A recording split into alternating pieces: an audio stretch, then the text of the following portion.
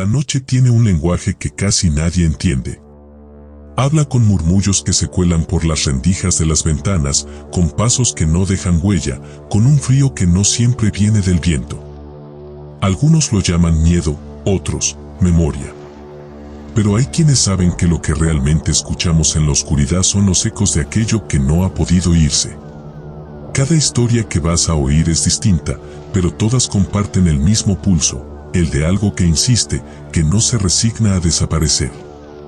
Algunos lo llaman alma, otros sombra, y hay quien prefiere no nombrarlo para no invocarlo. Esta noche viajaremos por lugares en apariencia comunes, una colonia cualquiera, un edificio donde se imprimen noticias, una casa familiar, una vivienda antigua al sur del continente. Sitios que se parecen a los nuestros, donde la rutina disfraza lo imposible. Pero antes de seguir, haz algo, mira a tu alrededor. Reconoce los sonidos que te acompañan, la respiración de quien duerme cerca, el tic-tac que corta el silencio. Si algo cambia cuando escuches estas palabras, si una corriente de aire mueve la cortina sin motivo, no te preocupes. No siempre significa que algo malo está ahí, a veces es solo que alguien, del otro lado, se ha reconocido en tu voz. Esta es una historia sobre presencias que no entienden de tiempo, sobre amores y odios que siguen respirando cuando ya no queda cuerpo, sobre el rastro invisible que dejamos en los lugares que habitamos. Apaga la luz, si puedes. Y escucha. Comencemos. La colonia Lázaro Cárdenas era como tantas otras, calles polvorientas, casas bajas y un rumor constante que parecía flotar entre los postes y las banquetas agrietadas. Pero había algo que la hacía distinta, algo que no se veía, aunque todos sabían que estaba ahí, una presencia que vigilaba, que cuidaba, que se movía con el sigilo de lo antiguo. Nadie recordaba cuando llegaron, pero todos sabían que habían estado siempre. Eran 5 perros callejeros, de pelaje desigual y mirada viva, que dormían en un baldío al final de la calle. No pertenecían a nadie, y sin embargo eran de todos. Se alimentaban de lo que los vecinos les dejaban, sobrevivían al hambre y al desprecio, y cada noche patrullaban la cuadra con una lealtad que no necesitaba nombre. A los niños nos fascinaban. Nos quedábamos viéndolos desde la esquina, con esa mezcla de miedo y respeto que solo los niños saben sentir. Tenían un modo extraño de reconocernos, nos olfateaban una vez y luego se apartaban, como si supieran que éramos parte del lugar, como si nos perdonaran el ruido de nuestras bicicletas y los gritos de juego. Pero si alguien desconocido se atrevía a cruzar sin permiso, ellos aparecían de inmediato, como sombras convocadas por un pacto invisible. La gente decía que eran los guardianes del barrio, que gracias a ellos no había robos, ni pleitos, ni borrachos merodeando. Los que creían en eso les dejaban agua, pan, restos de comida. Los otros, los incrédulos, los corrían a patadas, les aventaban piedras. Pero los perros nunca respondían con furia. Se apartaban, volvían a su baldío y esperaban. No necesitaban convencer a nadie, ellos sabían lo que eran. Esa paz dura poco cuando el destino decide mirar de frente. Un día llegó una mujer a rentar los cuartos del fondo, donde la calle ya no tiene salida. Nadie supo de dónde venía, pero todos coincidieron en algo, traía algo oscuro en la mirada. Su hermano y sus amigos la visitaban con frecuencia. Caminaban lento, mirando hacia los patios, hacia los carros, hacia los rostros. Eran presencias ajenas, pesadas. Los perros lo sintieron desde la primera vez. Les gruñeron, los rodearon, los siguieron con la mirada hasta que se perdieron detrás del portón de Doña Licha, la casera. La tensión se fue acumulando, como si el aire se cargara de electricidad. Y una noche, los ladridos partieron el silencio en dos. Fueron gritos animales, desesperados. Los vecinos salimos corriendo, descalzos, confundidos. En medio de la calle, los 5 perros atacaban a un hombre. No era un extraño. Era uno de los amigos del hermano de la mujer. Lo tenían en el suelo, lo mordían con rabia, con una furia que no parecía de este mundo. Cuando logramos separarlos, el tipo estaba destrozado. sangraba, lloraba, maldecía. La mujer apareció corriendo, gritándole a todos que los perros eran unos salvajes, que su amigo solo pasaba por ahí. Nadie le creyó. Pero ella no quería justicia. Quería venganza. A la mañana siguiente llamó a la perrera. Los 5 fueron capturados, arrastrados con lazos y jaulas, mientras los niños llorábamos escondidos tras las puertas. Dijo que la calle iba a estar más tranquila sin ellos. Que era por el bien de todos. Esa noche el barrio se quedó en silencio. Un silencio denso, casi sólido. Las luces parpadearon más de lo normal, los perros de otras casas no ladraron. El aire olía a tierra mojada y a miedo. A medianoche se escuchó un grito. No era un ladrido, ni una voz humana. Era algo entre ambas cosas, un sonido que no encajaba con nada conocido. Algunos lo escucharon lejano, otros lo juraron oír justo afuera de sus ventanas. Y al amanecer, la noticia se extendió como un susurro: la mujer había amanecido muerta, frente a la puerta de su cuarto. El médico dijo que fue un infarto. Pero los vecinos no lo creyeron. Dijeron que había muerto de miedo, que los perros habían vuelto por ella. Y alguien, una vieja que aún recordaba los tiempos antes del pavimento, murmuró una frase que nunca se olvidó: eran los perros de la bruja. Decían que esos animales eran los últimos descendientes de una mujer que vivió en el baldío, una anciana a la que todos llamaban bruja. Contaban que antes de morir les dejó una advertencia a los vecinos, que no dejaran que nadie tocara a sus perros, que ellos sabrían cuándo cuidar y cuándo vengar. Pasaron los días y el terreno fue limpiado. Entre los escombros, una perra apareció preñada. Dio a luz a varios cachorros. Algunos vecinos, por respeto o por miedo, se quedaron con ellos. En mi casa se quedó uno. Le llamamos Rufino. Hoy, cuando cae la noche y Rufino se levanta de pronto, mirando hacia el patio como si viera algo que yo no puedo ver, siento que toda la historia late otra vez. Lo llamo, le acaricio la cabeza y le digo al oído: tranquilo, último perro de la bruja, todavía estás haciendo tu trabajo. La redacción de noche no se parece en nada a la del día. De día hay voces, risas cansadas, teléfonos que suenan, pasos que van y vienen, pero de noche todo eso desaparece y el edificio queda como un cuerpo sin alma. Solo las luces blancas del techo, los teclados y ese zumbido eléctrico que nunca calla. Esa noche regresamos tarde, mucho más de lo normal. El trabajo de campo se había extendido y el cansancio pesaba en los hombros como una mochila mojada. Íbamos los dos en el carro de la empresa, las ventanas empañadas por el frío, las calles vacías como si el mundo se hubiera ido a dormir antes que nosotros. Al llegar al estacionamiento, los guardias nos miraron con una atención inusual. No fue desconfianza, fue algo más. Una especie de desconcierto. El primero levantó la pluma, pero lo hizo lento, con una expresión que mezclaba duda y miedo. El segundo se asomó detrás del vidrio, mirándonos fijamente. Creímos que era por la hora, o porque el carro tenía lodo, o quizá porque la luz de los faroles distorsionaba los rostros. Nadie dijo nada, y entramos. Mi compañero bajó primero, fue a firmar la hoja de entrega del vehículo. Yo me quedé afuera, mirando el reflejo del parabrisas. Recuerdo el momento exacto, la quietud, el aire estancado, y de pronto la certeza de no estar solo. No escuché pasos, no vi sombra, pero algo se movió detrás de mí, justo al abrir la puerta.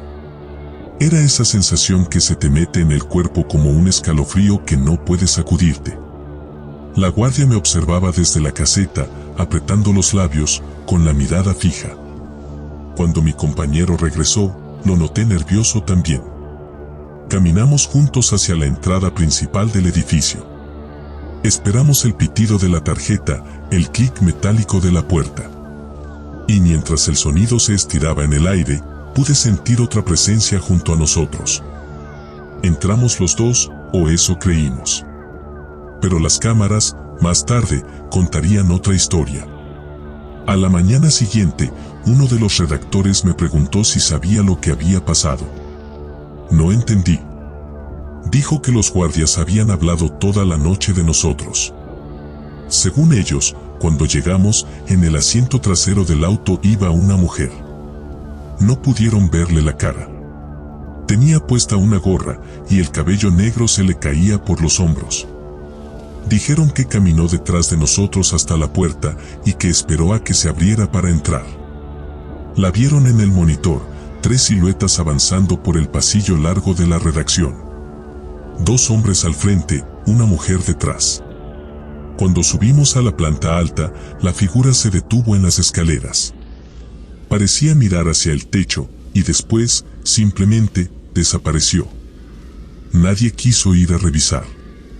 Los guardias se quedaron en la caseta, en silencio, mirando las cámaras, tratando de convencerse de que estaban equivocados. Horas después, cuando me lo contaron, no lo creí. Pensé que estaban confundidos, que era el reflejo, que la cámara había distorsionado algo. Pero cuando revisamos la grabación, no había nadie. Solo 2 figuras. Nosotros. La imagen era tan limpia, tan precisa, que dolía. No había sombras, no había errores. Y sin embargo, todos recordábamos otra cosa. Empezamos a hablar entre nosotros, buscando una explicación. El auto que usamos era el mismo que cubría las escenas del crimen. Los reporteros lo llamaban el carro maldito. Lo llevaban a los lugares donde todavía olía a pólvora, donde el suelo aún guardaba el calor de la muerte. Algunos decían que esos sitios se quedaban pegados a uno, que había cosas que no sabían regresar solas. Esa noche, quizás, alguien se subió con nosotros. Una mujer sin rostro que no entendía que ya no pertenecía aquí. Que siguió el camino hasta donde creyó que debía ir, el lugar donde se cuentan las historias que nadie quiere escuchar. Desde entonces, el edificio cambió. Los focos parpadean siempre a la misma hora, justo cuando el reloj marca las 3. En las escaleras de caracol se escuchan pasos lentos, como si alguien subiera con cuidado, sin querer hacer ruido. Las hojas de las impresoras se mueven solas, aunque no haya corriente de aire. Y a veces, cuando todo está en silencio, se siente el olor leve a perfume, un aroma dulce que no pertenece a nadie. Los guardias ya no se sientan frente a los monitores por la noche. Cubren la cámara con un trapo y rezan en voz baja. Dicen que no quieren volver a ver a esa mujer. Dicen que una vez que la miras, algo en ti se queda esperándola. Yo sigo trabajando ahí. Pero cada vez que entro al estacionamiento, miro el asiento trasero antes de apagar el motor. Y cuando cierro la puerta del edificio, a veces, sin saber por qué, volteo hacia las escaleras. No hay nadie. Pero siempre me parece que algo, o alguien, está a mitad del pasillo, esperando que la noche comience otra vez. A veces el mal no se aparece con sábanas blancas ni con lamentos que vienen del viento. A veces vive al lado, en la misma mesa donde uno come, en la mirada de alguien que sonríe sin mostrar los dientes. En mi familia, lo supimos demasiado tarde. Todo empezó con mi abuelo, un hombre fuerte, terco, acostumbrado a levantarse con el sol. De un día para otro dejó de comer. Decía que la comida no le sabía, que el cuerpo se le dormía. Se fue apagando poco a poco, como una vela que se consume sin que nadie sople. Mis tíos y mi padre se turnaban para cuidarlo. Cada semana uno se quedaba en su casa, haciéndole compañía, limpiándole las heridas, dándole agua con cucharadas. Ninguno entendía lo que pasaba. Los doctores hablaban de desnutrición, pero era otra cosa, un cansancio profundo, un hundimiento invisible que ni las medicinas podían detener. En diciembre de 2023, mi abuelo murió. Y con él, algo en la familia se quebró. Todos asistimos al funeral, todos menos una persona, la esposa de uno de mis tíos. Ella no apareció, ni mandó flores, ni dio el pésame. No fue una ausencia inocente. Desde hacía años tenía problemas con mis tíos por la casa de los abuelos. Vivía en una parte del terreno, pero siempre quiso quedarse con todo. Discutía, gritaba y en cada pelea decía cosas que uno preferiría olvidar. Primero tu papá, luego tu mamá y después tu hermana, había dicho una vez, riendo con los ojos. Nadie lo tomó en serio. Hasta que empezó a cumplirse. 2 meses después, mi abuela enfermó igual. El mismo síntoma, el mismo desgaste. Dejó de comer, dejó de hablar. Su piel perdió el color, su cuerpo se fue apagando con una lentitud que dolía mirar. Cuando murió, mi padre y mi hermano fueron a su casa. Apenas entraron, mi padre sintió un peso extraño, como si el aire se le cerrara en el pecho. Se sentó en el sillón y se le nubló la vista. Dijo que era cansancio, pero cuando mi hermano se sentó junto a él, no sintió nada. Era solo mi padre, como si algo lo hubiera reconocido. Pasaron los días y mientras limpiaban el cuarto de mi abuela, la novia de mi primo encontró una bolsa oculta detrás de la cómoda. Era pequeña, de tela negra, atada con hilos rojos. Dentro había tierra oscura, ramitas secas y algo que parecía cabello. Nadie quiso tocarla. La novia salió al patio, la roció con vinagre y agua bendita, la tiró a la calle. Dicen que barrió el agua hacia la casa de esa mujer, como quien devuelve lo que no le pertenece. Pensamos que todo acabaría ahí, pero los días siguientes fueron una cadena de cosas imposibles. La camioneta de mi tío, la misma que aparcaba frente a la casa de esa mujer, empezó a fallar sin razón. El motor se detenía, las luces se fundían, el dinero del trabajo desaparecía sin explicación. Mi tío se quejaba de cansancio, de un sueño pesado, de una sombra que se le sentaba en el pecho al dormir. Mis padres decidieron buscar ayuda. Fueron con un hombre que leía energías, un tipo callado, de manos ásperas, que los recibió en una habitación llena de velas y santos. Apenas mi padre entró, el hombre se volteó hacia mi madre y dijo: «Este señor lo quieren quitar del camino. No es por amor. Es un trabajo y viene de alguien muy cerca». La descripción fue precisa, la mujer, el cabello, la voz. Todo coincidía. Nos recomendó protección. Una pulsera roja con la medalla de San Benito, agua bendita en las puertas y silencio. Dijo que el silencio era la mejor defensa, que el odio se alimenta del ruido. La casa fue bendecida. Las paredes parecían respirar de nuevo. Pero el precio fue otro. Unos días después, encontramos a mi perrita tirada en el patio, con sangre en la boca. Lloramos todos. Nadie dijo nada, pero mi padre lo entendió, algo había pasado por allí, y ella lo detuvo. Fue como si hubiera recibido un golpe que no era suyo, un sacrificio pequeño que salvó al resto. Desde entonces, nadie volvió a hablar con la mujer. No hubo reclamos ni confrontaciones. Solo distancia. Pero en la casa se quedó ese miedo que no hace ruido, que vive en los rincones. Y cada vez que alguien recuerda la historia, baja la voz sin querer. No hay cierre, ni justicia, ni explicación. Solo la sospecha de que el mal también puede tener rostro conocido, voz familiar, manos que han tocado los mismos platos que uno.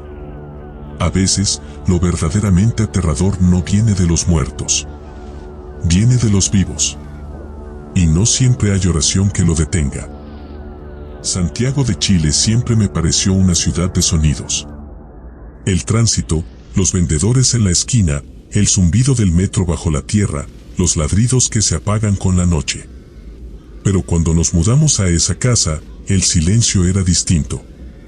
No era el silencio tranquilo de la madrugada, sino uno pesado, con cuerpo, como si algo escuchara desde el otro lado de las paredes. La casa era vieja, con un garaje grande que había sido local comercial. Tenía las paredes cubiertas por manchas de humedad que formaban figuras. Desde el primer día sentí que algo me observaba desde allí, pero uno no dice esas cosas cuando es niña. Tenía 13 años, tal vez 14, y solo quería dormir tranquila. La primera vez que lo escuché fue una tarde cualquiera. Mi madre estaba en el patio con mi hermano pequeño, el bebé dormía en su cuna. Yo pasaba junto al garaje cuando una voz de hombre dijo mi nombre. Fue un susurro ronco, como de alguien que acaba de despertar. Ven rápido, ven. Me detuve. Pensé que era mi padre, que había vuelto temprano. Corrí hacia el patio, pero mi madre me miró con extrañeza. Mi padre no estaba.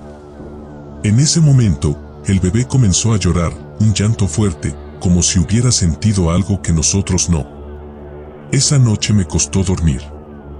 Dejé encendida la luz pequeña de la mesita.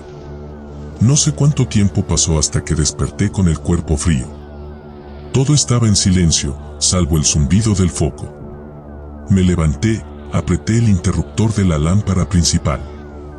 Apenas la encendí, el foco estalló con un chasquido seco. Me cubrí la cara y entonces lo sentí. Una voz junto a mi oído, tan cerca que sentí el aire tibio. Te dije que vinieras, pero no obedeces. Grité. Mis padres corrieron desde su cuarto. Les conté lo que escuché, lo que sentí. Mi padre, incrédulo, dijo que eran pesadillas. Mi madre, en cambio, me abrazó y rezó en silencio. Esa noche dormí entre ellos, y por un rato el miedo pareció irse. Pero el miedo, cuando encuentra casa, no se muda tan fácil. Al día siguiente aparecieron hongos en las paredes, a pesar del calor del verano. Los focos se fundían una y otra vez. En el techo del baño se acumulaban moscas.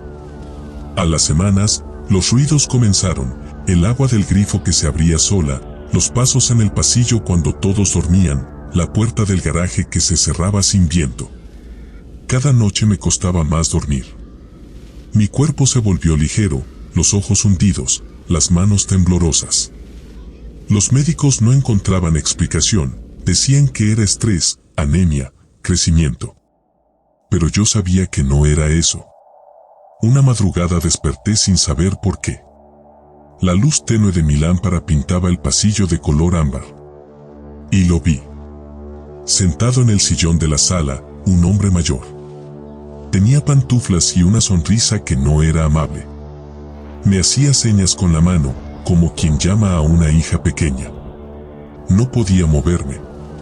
Cerré los ojos, los abrí. Seguía allí. Su boca se curvaba apenas, sin ruido, y su mirada era tan densa que parecía llenar el aire. Quise gritar, pero solo salió un suspiro roto. Me tapé con la sábana y recé. No sé cuánto tiempo pasó hasta que el silencio volvió a ser silencio. Después de eso, mi cuerpo se quebró. Dejé de comer, me enfermé, el colegio se volvió un rumor lejano. Mis padres buscaron ayuda. Un amigo de la familia nos llevó con un medium. Dijo que en la casa vivía un espíritu viejo, un hombre que había muerto solo, consumido por la rabia. Había sido dueño de la propiedad.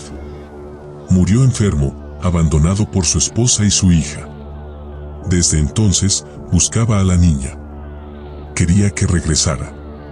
Creía que yo era ella. Mi madre escuchó en silencio, con lágrimas contenidas. A los días, la dueña anterior nos contó la verdad. Su ex esposo se llamaba Ricardo. Había muerto allí, lleno de rencor. Tenían una hija, una niña de mi edad, con el mismo cabello, la misma mirada. Me mostró una foto. El parecido era insoportable. Entendí por qué aquel hombre me llamaba así, por qué me miraba como si me conociera. En su mente, seguía esperando que su hija volviera. Nos mudamos poco después. Antes de irnos, llevamos flores a su tumba. Le hablé con voz temblorosa. Le dije que yo no era su hija, que la perdonara, que descansara. Le pedí que se fuera en paz. Y esa noche, por primera vez en meses, dormí con la luz apagada. Hoy, cuando pienso en esa casa, recuerdo el olor a humedad, el crujido de la madera, las moscas que no se iban. No sé si Ricardo encontró el descanso. Pero aprendí que a veces los muertos no nos buscan para hacernos daño. Solo quieren que alguien los reconozca, que alguien los escuche. Y cuando por fin sienten que fueron vistos, dejan de llamar. 4 lugares 4 heridas abiertas. Una calle vigilada por perros que no olvidaron su promesa, una redacción donde una mujer sin rostro sigue buscando que alguien la vea, una familia marcada por un odio que no necesitó morir para seguir destruyendo. Y una casa en Santiago donde un padre confundió el amor con la eternidad. A veces las historias no se cruzan por casualidad. Son hilos de una misma tela, fragmentos de algo que la muerte no alcanzó a borrar. Cada una habla de lo mismo, de la necesidad de permanecer. Los vivos lo hacemos con recuerdos, los muertos con presencias. Ambos nos resistimos al olvido, como si desaparecer fuera la verdadera condena. La muerte no siempre se lleva lo que creemos. A veces deja trozos flotando en el aire, en los objetos, en los lugares donde fuimos felices o donde sufrimos demasiado. Esos restos no gritan, no sangran, pero siguen ahí, esperando. Y cuando el silencio es lo bastante profundo, cuando la noche baja y el mundo se detiene, esos trozos encuentran la forma de decir, sigo aquí. Quizá por eso sentimos que alguien nos observa cuando estamos solos, o que el aire se espesa en ciertas habitaciones. Tal vez no es un aviso, ni una amenaza. Tal vez es una memoria que busca espacio, una emoción que no supo morir. Los fantasmas no siempre llegan para asustar, algunos solo quieren que los recordemos. En la colonia Lázaro Cárdenas, el último perro de la bruja aún despierta de madrugada y mira un punto invisible en la oscuridad. En el periódico, las luces de la escalera todavía parpadean a la misma hora, aunque hayan cambiado todo el cableado. En Aguascalientes, el portón de una casa se cierra solo cuando cae la tarde. Y en Santiago, una joven enciende velas en las noches de tormenta, no por miedo, sino por respeto. Podríamos pensar que todo esto son coincidencias, juegos del azar. Pero quienes han sentido el peso de una mirada invisible saben que el azar no tiene esa precisión. Lo cierto es que cada historia deja una marca, y cada marca puede ser una puerta. Y cuando una puerta se abre, nunca sabemos quién decide cruzarla. Así que esta noche, antes de dormir, mira a tu alrededor. Escucha. Si el aire se mueve aunque las ventanas estén cerradas, si un perro ladra a la nada o si un foco parpadea sin motivo, no tengas miedo. Quizás solo sea un recuerdo que pasa de visita. Quizás sea alguien que alguna vez amó este mundo demasiado y aún no ha aprendido a irse. Y si sientes un susurro detrás de ti, no corras. A veces lo único que quieren los muertos es saber que los vivos todavía los escuchamos.